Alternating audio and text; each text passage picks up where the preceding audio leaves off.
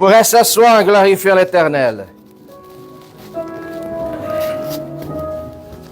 Glorify Jesus. At the same time, you sit down, give thanks. C'est un privilège que nous sommes en train de vivre encore maintenant.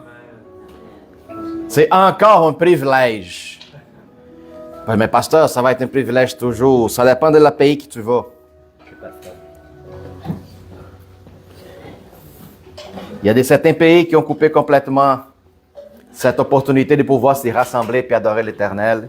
Puis il devient de plus en plus d'autres pays qui sont en train de persécuter puis enfermer, en train d'être empêchés puis mettre même ça comme loi, en train de dire tu ne pourrais pas parler au nom de Jésus.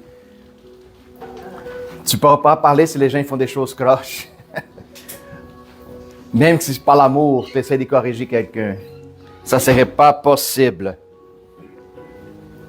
Alors, que Dieu est bon et que Dieu a miséricorde de toutes les nations, tous les peuples. Bienvenue tout le monde. Ouh. Quelle voix céleste! Je ne m'y reconnais même pas. Alléluia. Nadia, ça c'est juste un exemple comment que ça va être ma voix au ciel. Hein? Je vais parler comme ça. Alléluia. Bienvenue, que la paix et l'amour de Dieu soient avec vous tous. Par la grâce et la bonté de Dieu. Alléluia. Merci Seigneur. Alors, nous avons la visite Anna, qui est aussi aujourd'hui un ami d'Elissa. Bienvenue Anna. Sois les bienvenus.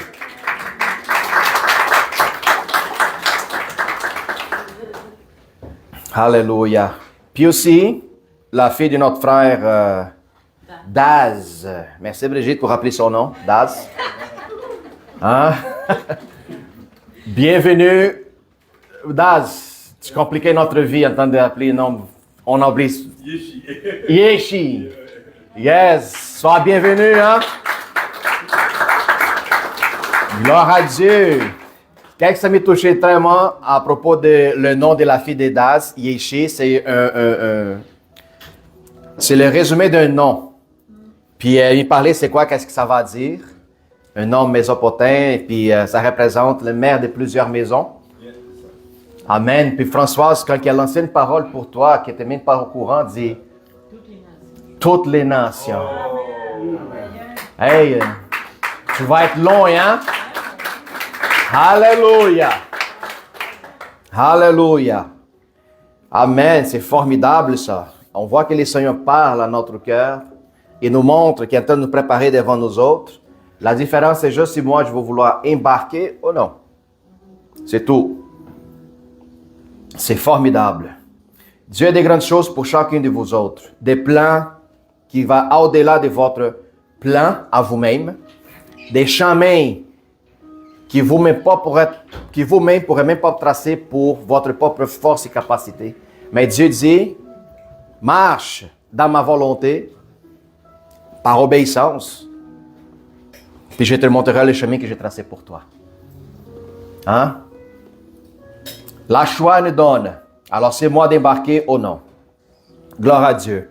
Dernièrement, je vois beaucoup, quand je parle dernièrement, c'est récemment, vraiment proche, beaucoup des arguments qui concernent à qu'est-ce qui est vrai, qu'est-ce qui est faux, qui est légitime, qui n'est pas légitime, des points de doigt, de droite à gauche. On voit souvent ça. Puis on va en avoir de plus en plus. Puis ça, c'est dommage de voir que dans le corps du Christ, des gens qui professent la foi en Jésus-Christ comme Seigneur et Sauveur, commençant à pointer, à accuser, à condamner, à faire des faux jugements, qu'est-ce qui concerne le corps du Christ. Puis ça, s'il arrive parmi nous telle chose, qu'est-ce qu'ils diront les gens des dehors? Qu'est-ce qu'ils diront les gens des dehors? Qui, la parole nous demande, le Seigneur, qui vous avait placé dans la position du juge pour pouvoir juger quiconque? Si on se demande, on se met dans la position du juge, c'est comme si je dis, Dieu, tes jugements, ce n'est pas si, laisse-moi prendre ta place. Alors, qui oserais-tu de faire ça? Personne, parce que le jugement de l'homme est complètement mauvaise. Il vient d'une source mauvaise. Par contre, que le jugement de Dieu, il est juste. Alors, j'aimerais ça apporter cette parole de Josué pour qu'on sort avec une conscience transformée et que notre seule source de base de marcher dans le chemin de Dieu, c'est l'amour. OK? On va trouver plusieurs personnes qui se disent chrétiens. Puis c'est quoi mon comportement envers elles? Comment que je devais les traiter? Comment que je dois me rapprocher? Oui, pasteur, mais si elle pense différent de moi, qu'est-ce que je dois faire? C'est très important qu'on sache parce qu'on va confronter beaucoup du monde. Puis c'est important qu'on sache. Parce que Dieu sera notre juge. Puis je pense qu'il y a un verset très connu pour tout le monde que je vais vous parler là-dessus. Il y a beaucoup du monde qui dit, comme par exemple, quand tu pointes quelqu'un, il y a trois d'autres doigts qui te pointent à toi-même. OK? Où est-ce que vous pensez que ça est devenu? Ça est venu de où ça? De la Bible. Puis en même temps que tu pointes la personne, puis tu pointes trois fois toi-même, tu entends de pointer Dieu. Entends de dire Dieu, je pointe la personne après mon jugement parce que ton jugement, ce n'est pas assez. Alors imaginez-vous à quel point, à un moment donné, nous sommes en train d'y rentrer. Puis c'est grave. Puis des gens, ils pensent que juger le prochain, ce n'est pas un péché. Oui, c'est un péché. Alors, allons-y là-dessus, expérimenter. Puis j'étais tellement content vendredi, notre meeting qu'on a eu. Je demande à vous, frères et sœurs, priez pour une place plus grande, parce qu'il y a des grandes choses que Dieu va faire parmi nous. Amen. Alléluia. Alors, allons-y embarquer sur Luc 9. Je vais essayer d'être bref aujourd'hui. Je ne vais pas vous fatiguer beaucoup en m'écoutant. Luc 9, du verset 46, Nadia, à 56. Si tu comprends jamais qu'est-ce que je parle avec toi, Nadia, tu as rapporté le dictionnaire? Oui. OK, good.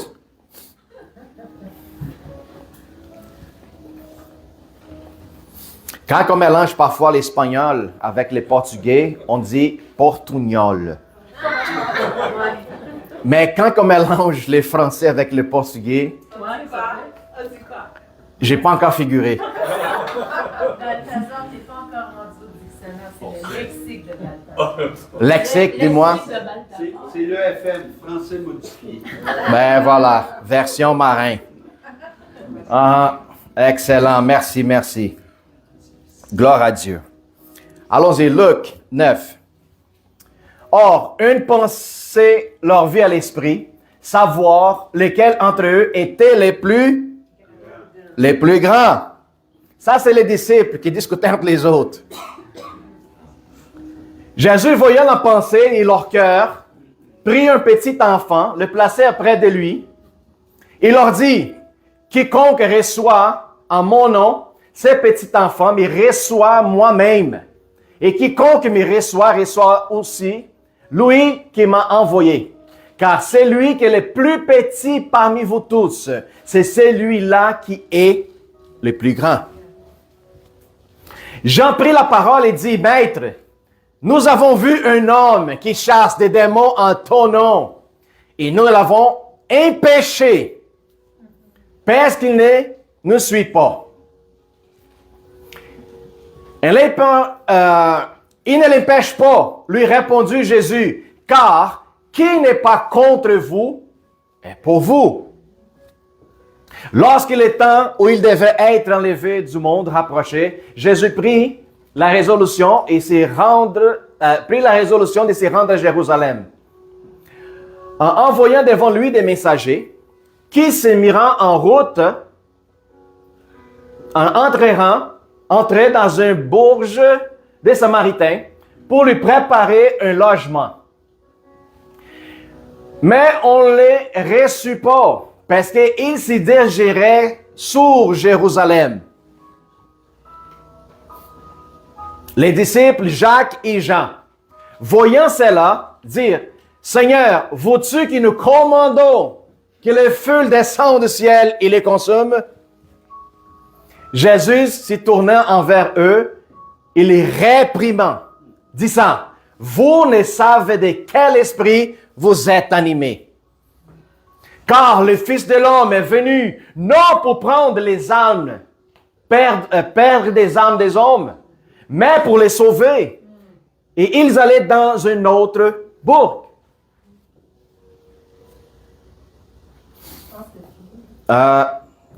Jusqu'au 46? T'es passé? Oui, 56, ouais. Ben voilà. Ils ont se déplacé pour une autre bourg. Alors, nous sommes en train de voir ici, puis c'est quelque chose qui est évident, que la Bible nous parle, puis on va vivre ça dans notre jour quotidien, surtout dans des églises, dans des autres ministères. Quoi, pasteur, qu'est-ce qui se passe? Les complications parmi la fraternité aussi. Des disciples de Christ qui marchaient avec le Maître, qui étaient censés d'être là unifiés, parce qu'il n'est pas beaucoup non plus. Mais on voit que les disciples, entre eux, les autres s'y battaient.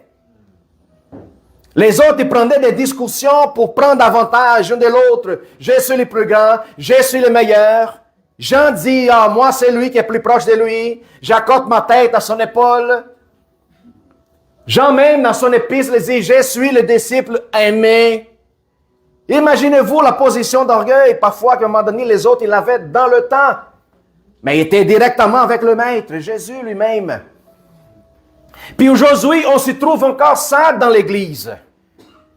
Puis ça ne va pas changer, vous dit. Parce que les pensées de l'homme, parfois, ça se mélange beaucoup.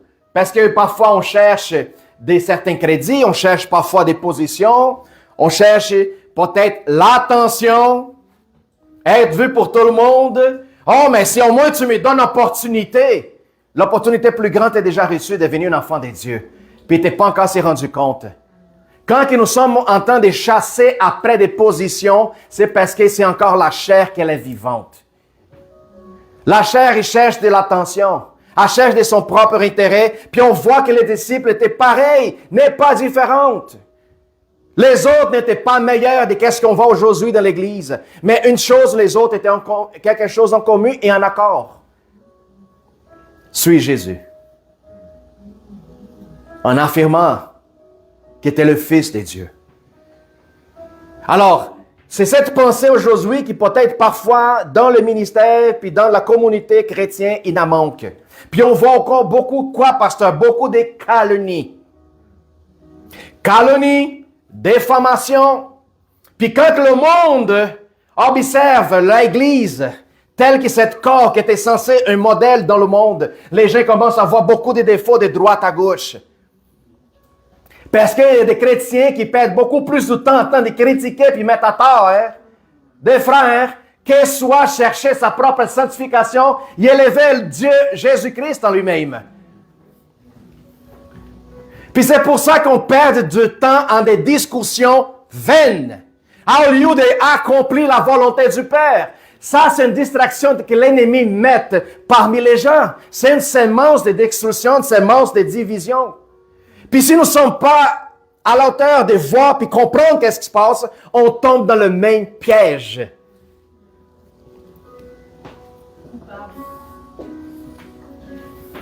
On tombe dans le même piège. Honnêtement, avec vous autres, je sais qu'il y a des gros ministères qui font des affaires croches. Mais ce n'est pas moi de rentrer dans la position des juges. J'ai pu réussir entre vous autres et dire, écoute, parler seulement de l'argent dans l'Église, c'est mauvaise. Oui, c'est mauvaise. Mais je ne veux pas prendre la position d'une personne pour le massacrer puis la critiquer. Pourquoi? Parce que ce n'est pas moi qui va le juger. Si je marche dans la vérité puis je cherche la vérité, Dieu va révéler les mensonges en arrière de la message. Là, si tu cherches seulement la prospérité puis devenir riche dans ce monde, c'est sûr que tu vas chercher une église qui parle de la prospérité. Alors, si l'église est grande, elle est énorme, c'est parce que le cœur de gens qui sont là sont seulement directionnés à avoir une vie prospère sur la terre. C'est pas seulement la faute de la personne qui prêche, mais c'est aussi le cœur de ceux qui l'écoutent. C'est quoi que tu es en train de chercher? Ben, je cherche une église qui elle est plus religieuse. Ils demandent pour qui je rentre, ils demandent qu'on soit tout en soute avec une cravate, les femmes avec les cheveux attachés, avec toujours des jupes. Non, femmes avec des pantalons, oh, ils s'en vont tout à l'enfer, s'il vous plaît, là. Alors, si c'est ça que tu cherches, il y en a des places pour ça. Puis sois joyeux là-dedans.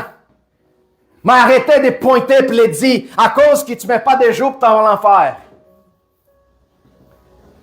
À cause de certaines choses, tu t'en vas à l'enfer. Alors, au lieu de perdre mon temps en train de critiquer, pointer, puis tout ça, non, je vais chercher mon temps dans la présence de Dieu. En cherchant la vérité. Comment faire la différence dans le monde? Laisse que ton exemple parle plus fort que ta critique. Puis là, les gens vont t'observer, vont dire, ah, peut-être je vois la vie d'Anna, de Benoît. Mario, je sais comment tu étais auparavant, mais je vois que ta vie est transformée. Peut-être je vois un exemple extraordinaire en toi, je veux un changement légitime. Peut-être c'est moi qui étais en train de me tromper. Pourquoi? Parce que la transformation de la vie d'une personne, elle parle plus fort que ta critique, ta calomnie, ta déformation, tes paroles de perjure. C'est important qu'on rentre dans cette dimension que nous ne sommes pas les juges du monde. Puis c'est drôle parce que quand on commence à parler à propos de ne pas juger, il y a bien du monde qui dit, ben écoute, la Bible dit qu'on va juger les anges. Alors je peux juger tout le monde. Toujours, quand la religion embarque avec une verset complètement hors de contexte, qui sans interprétation correcte, elle devient une parole qui tue. Pourquoi? Parce qu'elle ne vient pas chargée avec l'amour et avec l'Esprit de Dieu. Quand la parole dit que nous jugerons le monde, les anges, qu'est-ce que ça va dire? Wow, c'est bon. Quand on va juger les anges, c'est pas qu'on va dire, Jésus, sors de ton trône, on va s'asseoir parce que c'est notre tour de juger les autres. Oh, est-ce que vous allez être au ciel avec un petit marteau? Ah, toi, condamné. Ah, non. Des gens, ils ont une interprétation mauvaise par rapport à ce qu'ils sont en train de lire. Pourquoi? Parce qu'il manque encore une petite révélation de l'esprit. Quand on parle que nous jugerons les anges, qu'est-ce que ça va dire, pasteur? Les anges, ils ont été créés d'une façon parfaite. Les anges n'ont jamais connu péché.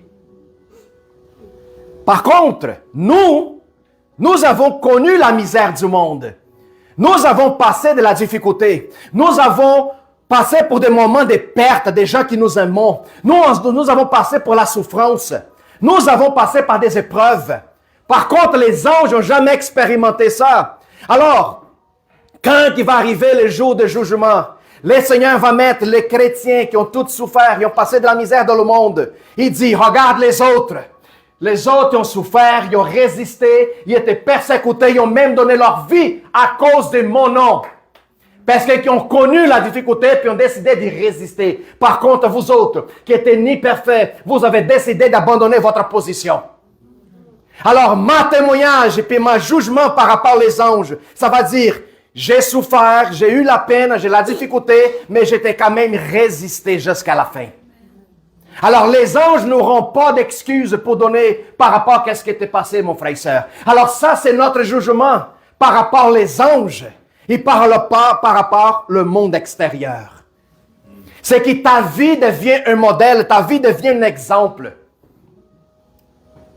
Puis ça change tout à notre entourage quand ma vie devient une vie légitime dans la parole de Dieu.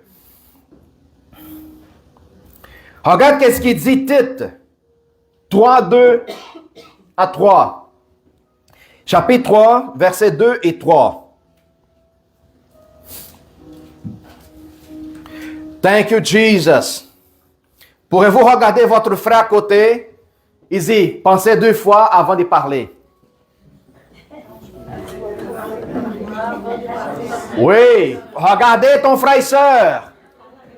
Regardez, pensez 2 fois avant de parler.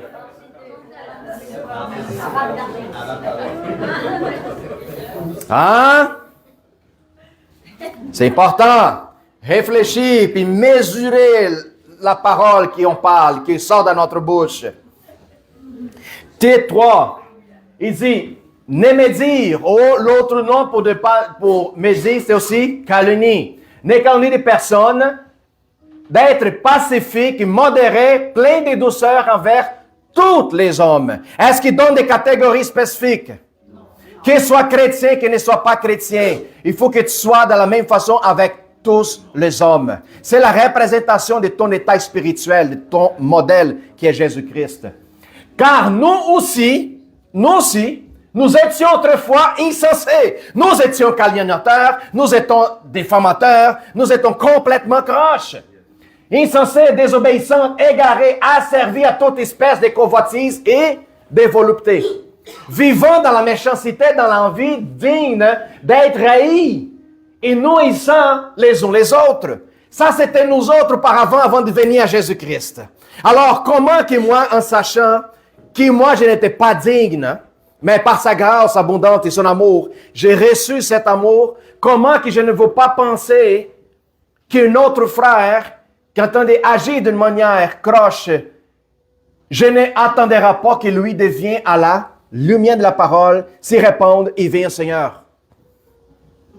Comment que je ne peux pas imaginer, au lieu de voir quelqu'un qui est dans la rue, qui attend de vivre dans le péché, au lieu d'aller mettre lui encore plus à terre, au lieu de plutôt donner la main, dire, viens, je vais t'aider, laisse-moi t'expliquer quelque chose.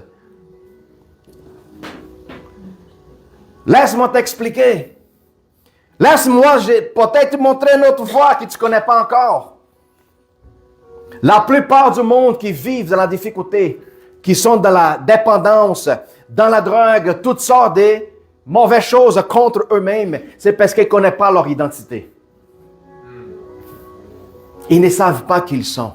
Ils ne connaissent pas la puissance que ça pourrait dégager de l'intérieur de les autres. Tous ceux qui vivent encore de la dépendance, qui sont encore emprisonnés puis attachés dans le monde, vivent encore dans cette matrix que les autres connaissent depuis qu'ils sont petits. Ils reçoivent l'information par leurs parents qui ne connaissent pas encore rien. Ils reçoivent l'information qu'ils donnent sur la télé, sur l'école. Alors la personne, elle a grandi en train de penser une réalité qui est réelle devant elle. Ils essaient de vivre le meilleur. Mais quand tu la présentes, une opportunité nouvelle, elle te dit, tu n'es pas cette personne que les gens ont implantée dans ta tête. Tu es beaucoup plus que tu imagines. Tu es beaucoup plus de valeur. Dieu a beaucoup plus d'intérêt à t'utiliser que ce soit l'ennemi qui utilise toi maintenant. Alors, allons-y voir encore en Matthieu 12. Alors, n'est pas calomnier, mais avoir plein de douceur envers les hommes parce qu'on était aussi auparavant dans la même position. Matthieu 12, versets 36 et 37. Je sais que Benoît, le mercredi passé sur notre live, il a parlé aussi à propos de ça. Puis j'ai dit, Seigneur, qu'est-ce que tu veux que je parle aujourd'hui? Puis il dit, c'est évidemment, je t'ai montré tellement de choses dans le petit temps que vous étiez avec des gens différents. J'ai dit, OK, j'ai bien compris. Je ne voulais pas répéter ou je ne voulais pas rapporter les mêmes sujets, mais le Seigneur dit, c'est important que l'Église écoute. Pourquoi? Pour ne pas pécher contre eux-mêmes. Versets 36 et 37. Je vous l'ai dit au jour de jugement, les hommes rendront compte de toute parole vaine qu'ils auront proférée. Par tes paroles, tu serais justifié et par tes paroles, tu seras condamné. Alors, si mes paroles de calomnie, de diffamation, injure, c'est une parole de condamnation, qu'est-ce que je suis en train de rapporter sur ma vie? Un jugement. Complètement. Ceux qui accusent, ils ont en train de s'accuser à eux-mêmes. La parole de Dieu dit, pourquoi tu essaies de vérifier les petits cailloux sur l'œil de ton frère? Paille, c'est au Québec, au Brésil, c'est des cailloux. Il paraît que c'est pas pas vrai? Ouais, parce qu'un caillou fait pas plus mal qu'une paille, hein? Oui. Pourquoi tu regardes les cailloux pendant que ton œil, il y a du béton, là? Hein? Vous avez compris le message. Peut-être en Afrique, c'est une autre chose. C'est du diamant dans ton œil. Hein? Si tu marches en hiver, c'est pourquoi que tu regardes la neige à l'œil de ton frère?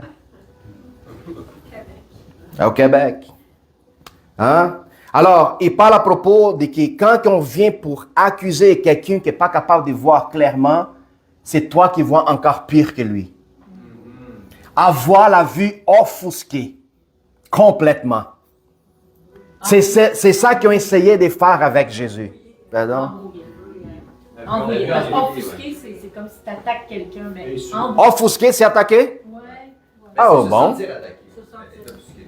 Mais c'est embrouillé. Merci. Tu renforces encore plus la parole. Parce que quand j'essaie de voir le petit paille dans son œil, indirectement, c'est une attaque contre elle.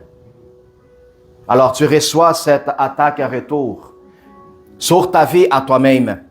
Ça prend beaucoup de sagesse et beaucoup d'amour avant d'avoir une approche avec quelqu'un. C'est pour ça que ce n'est pas tout le monde qui devrait rapprocher envers quelqu'un pour dire, frère, observe ton chemin.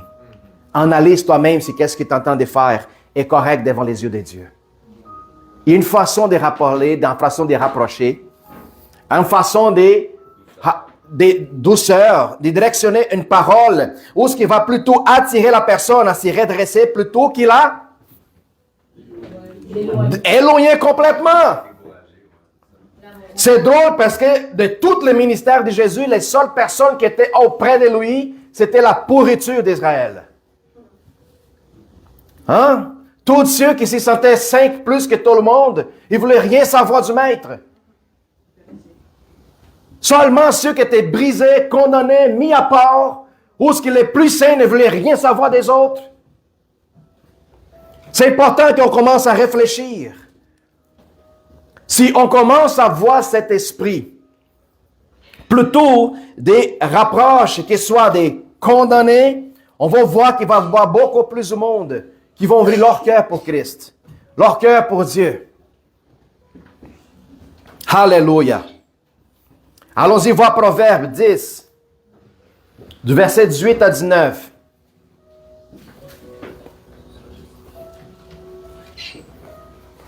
L'esprit religieux n'aime pas écouter la parole comme ça. L'esprit religieux fouille de l'amour. Proverbe 18, versets 18 et 19. 10. Non, 18, 19.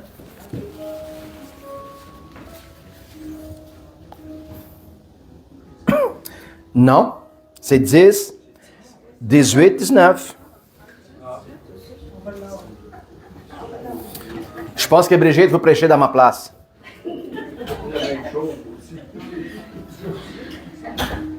Celui-là qui dissimule la haine a des lèvres menteuses. Et c'est lui qui répand la calomnie et un insensé. C'est lui qui parle beaucoup, ne manque pas des péchés. Mais c'est lui qui retient ses lèvres, un homme prudent.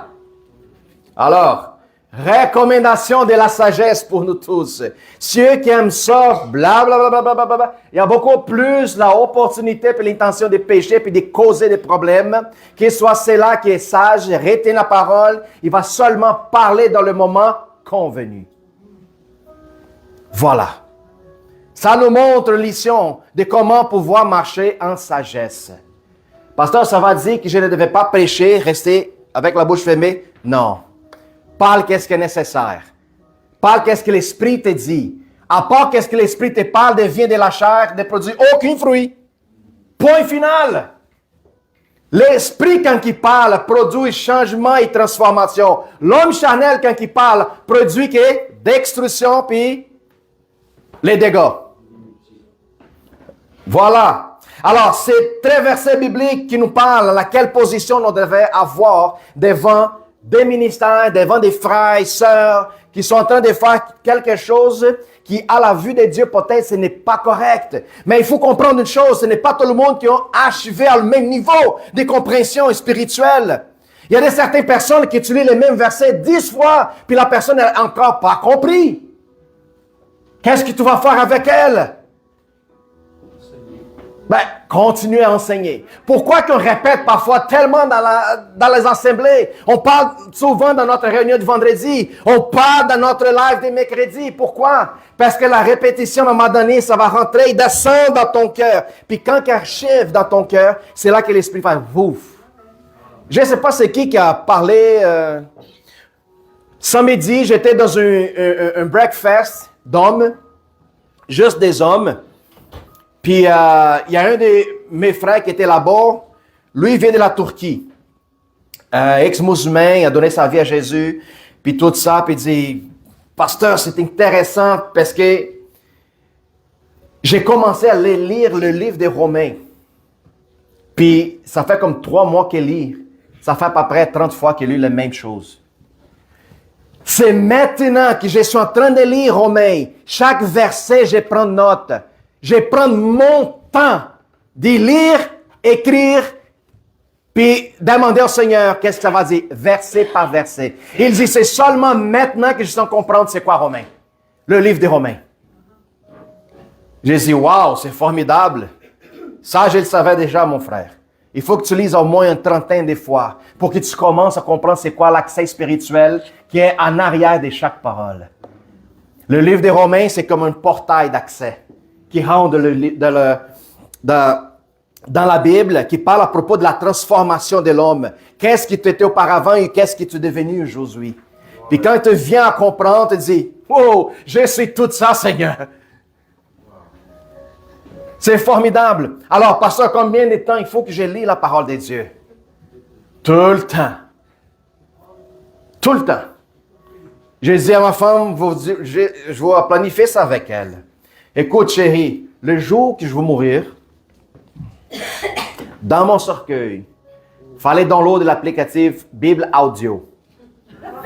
Quand tu vas m'enfermer, tu mets l'audio play, puis tu mets là-dedans. Puis tu fermes.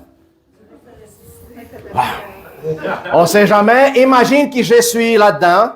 Jésus décide de retourner. Je vais me réveiller. Je dis, wow, la Bible est de temps de rouler. Entouré de batterie. Entouré de batterie. Pourquoi? Parce que c'est la seule chose, puis la seule nourriture qui va te rester, te garder enfermé de ton identité. C'est ça qui va te rester raciné à la dimension divine. C'est quand tu as cette relation avec le Seigneur, relation avec sa parole. Dieu parle de sa parole, pas ça comme des lettres ou des écritures faites par les mains des hommes, mais il parle de sa parole comme de l'eau, nourriture. Parole vivante. Si la parole elle est vivante, elle rapporte une transformation puis un changement.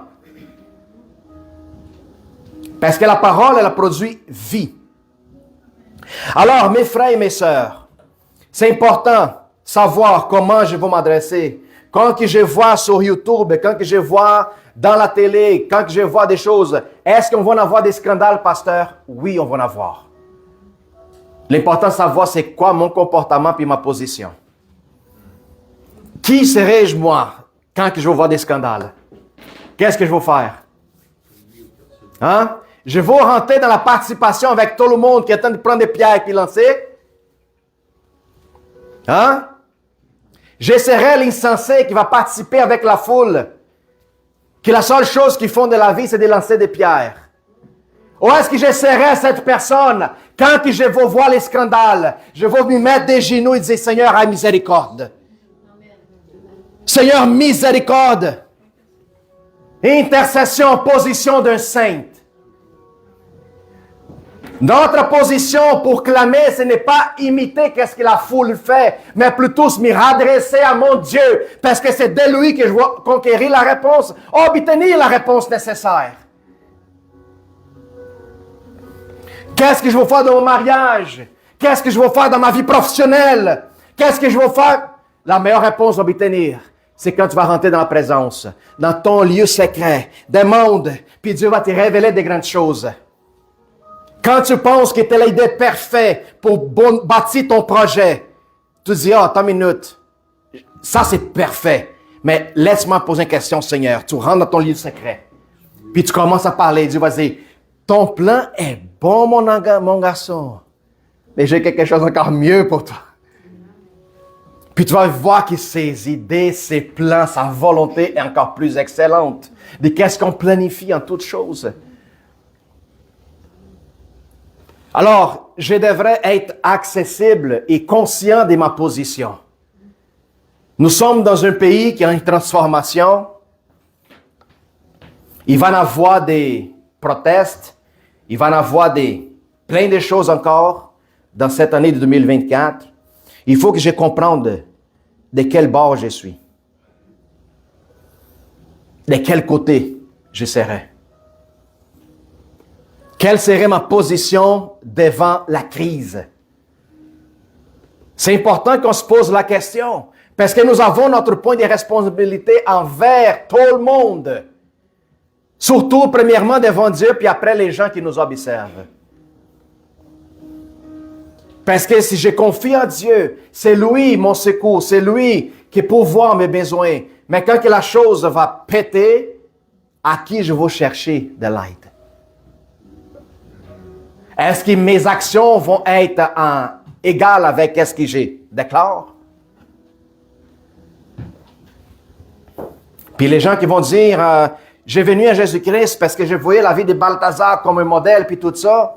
Mais quand les problèmes arrivent, puis Balthazar va s'y cacher, ils ne savent pas quoi faire, ils commencent à péter la plomb, ils commencent à prendre des pilules pour dormir, puis ils commencent à faire plein de choses. Les gens vont regarder, ils vont observer, ils disent, ben, voyons donc. Quand tout va bien, tu es toujours à l'église, tu chantes, tu es... Mais quand tout va mal, pourquoi tu ne cherches pas ton Dieu? Pourquoi tu vas chercher des choses d'autres au lieu de cela que tu mets ta confiance? C'est pour ça qu'on voit des scandales partout dans le monde. On voit des hommes et des femmes de Dieu qui font des choses ridicules. Je devrais rajouter les scandales? Est-ce que je vais participer encore? Ou est-ce que moi, je devrais lancer des prières et une intercession sur ce ministère, cet service? Il y a beaucoup de monde qui juge sans même pas savoir la destinée finale de la vie de la personne. Quand tu vois quelqu'un dans la rue et tu commences à te dire, Seigneur, il n'y a aucun avenir, il n'y a aucun futur pour cette personne-là. Puis là, Dieu, il regarde en Genèse et dit, ben c'est drôle parce que je l'ai créé mon image et ma ressemblance. Pourquoi qu'il dit qu'il est pourri? Pourquoi que tu dis qu'il n'est pas d'espoir? Est-ce que tu vois déjà, je les connais, les jours qui viennent au monde, jusqu'à le jour où il lui va périr. Est-ce que tu connais son destin? Et je vous dis, non, Seigneur, je ne connais pas. Alors pourquoi tu juges? Alors je pêche contre Dieu, je pêche contre mon frère, puis je pêche contre moi-même. Alors, pasteur, je ne devrais pas juger les gens. Laisse que ton exemple parle plus fort. Prêche la vérité. Il y a des gens qui voient des pancartes à l'extérieur de la rue en train de dire, vous allez à l'enfer. Vous allez à l'enfer. Qui décide qui va à l'enfer ou au ciel? Qui? Dieu. Alors pourquoi j'ai rapporté des pancartes en train de condamner aux gens déjà? Ça ne fait pas de sens dans la Bible. Qu'est-ce que les gens font parfois? Ça ne fait pas de sens. Alors il faut qu'on trouve notre position réelle. Il faut que mon drapeau, ce n'est pas le nom d'une église. Ce n'est pas Jésus ADN, mon drapeau, ce n'est pas Assemblée de Dieu, ce n'est pas projet de telle église, de telle église. Non, mon drapeau, c'est Dieu. Puis c'est qu'est-ce que tu fais de ne pas conforme avec Dieu? Je ne veux pas encore te mettre plus à terre, mais plutôt prier pour ta vie. C'est important de savoir, de ne pas calomnier la personne telle qu'est son image, mais on peut réprimer la pratique. La pratique, c'est une chose, mais la personne, elle, personnellement, c'est d'autres choses. Est-ce que Dieu aime tout le monde? Sans exception. Par contre, Dieu n'aime pas qu'est-ce qu'ils font. Nous, on devrait agir de la même façon que notre Père. Aimer tout le monde, même que leur pratique, ce n'est pas agréable. Qu'est-ce qui va arriver si nous sommes en train de juger tout le monde quand on va commencer à voir des gens différents ici à rentrer dans l'église? Oh non, bon, dans cette église, je ne reste pas parce que y a des gens croches commencent à rentrer ici, là. C'est ça l'hôpital. C'est ça l'hôpital. Les malades. Oui. Quand quelqu'un ne connaît pas comment marcher, il faut que tu le montres le chemin à travers de ton exemple. Pour qu'elle commence à se redresser encore. Le problème, frères et sœurs, quand l'apôtre Paul il parle de lancer le frère au diable pour que le monde, à travers de ça, lui puisse changer, c'est quelqu'un qui aime l'iniquité, qui se refuse de changer, qui pratique le péché dans l'Église, il ne veut pas que personne parle. Et toutes les autres qui observent le péché, ils ferment leurs yeux par rapport à ce qu'il fait. Ça, c'est un autre aspect complètement différent. Nous sommes en train de parler à propos des frères et sœurs qui se chicanent continuellement à cause des sujets qui n'est pas édifiants. Qui n'est pas édifiant. Même Jésus, l'homme plus parfait qui a marché sur la terre, l'exemple de tous les chrétiens existants. Oh, j'aimerais ça être comme Jésus. Tu es déjà comme Jésus à l'intérieur parce que tu es reçu de son esprit. Alors, qu'est-ce qu'il nous parle en Jean 12? Pour finaliser, versets 47 et 48. Reçois cette parole en vous-même dans votre cœur pour que l'exemple de Christ puisse nous transformer. Si quelqu'un attend mes paroles et il ne les garde point, ce n'est pas moi qui les juge. La seule personne avec 100% la capacité de juger, quiconque, il vient de dire, ce n'est pas moi qui le juge. Alors c'est qui juge?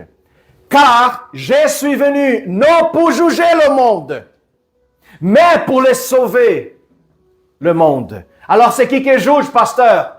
C'est lui qui me rejette et qui ne me reçoit pas. Mes paroles à son juge. La parole que j'ai annoncée, c'est elle qui les jugera au dernier jour. La parole, c'est elle qui va juger tous les hommes. C'est lui qui essaie de vivre une vie religieuse, une vie de sainte, une vie de calomnie, une vie dans la diffamation, une vie dans l'erreur. C'est la parole qui va leur juger. Parce que le jugement de l'homme, elle est imparfait. Par contre, le jugement de la parole, elle est merveilleuse et parfaite. Alors, je m'y mène à la position du Christ. Laisse que ta vie parle. Quand la personne vient vers toi, laisse-elle commencer à observer ton exemple. Puis à un moment donné, elle va faire la même... c'est le témoignage qu'on vient d'écouter ici. À propos de changement, transformation de vie, c'est qui a partagé le témoignage ici? C'est toi? Elle a eu une parole de Marie-Ève qui va être utilisée pour aider. C'est ça, c'est la parole qui était donnée à Marie-Ève. J'ai entendu ça ici, vite, là, je ne me souviens pas c'est qui.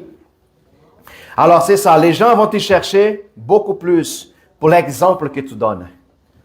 Pour les paroles au lieu de la parole que tu les dis. Puis les gens vont devenir copier ton exemple pour ceux qui ne connaissent pas encore Jésus. Puis une fois qu'ils vont connaître ton exemple, vont voir c'est qui habite en toi. Maintenant, ils vont dire, oui, je veux cet Dieu qui est en toi. Je vais apprendre à marcher dans le chemin droit. Je vais transformer ma vie.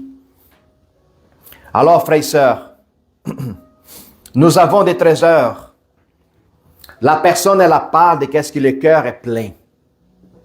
Si ton cœur est plein de la haine, la seule chose que tu vas faire, c'est de massacrer puis crucifier tout le monde. Mais si ton cœur est rempli de l'amour, tu vas le faire ensembler, approcher et guérir leur cœur brisé. Ceux qui ont manqué de l'espoir, ceux qui n'ont pas des chemins où y aller, ceux qui sont à l'extérieur, qui n'ont pas d'abri, ceux qui n'ont pas de maison. C'est qui notre maison? C'est le Seigneur.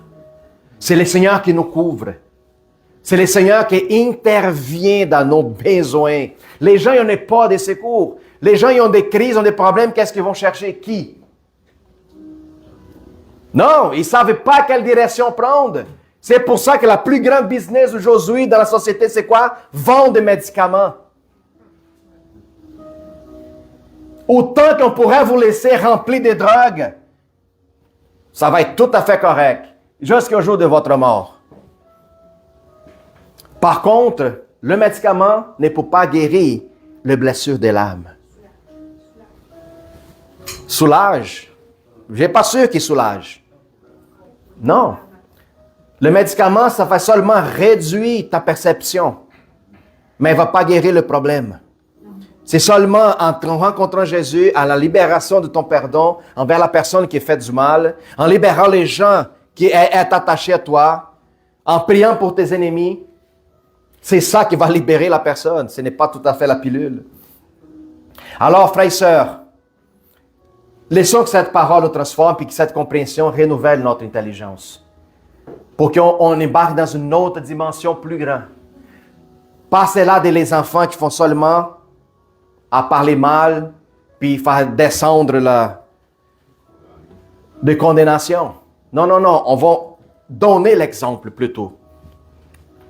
Amen. Gloire à Dieu.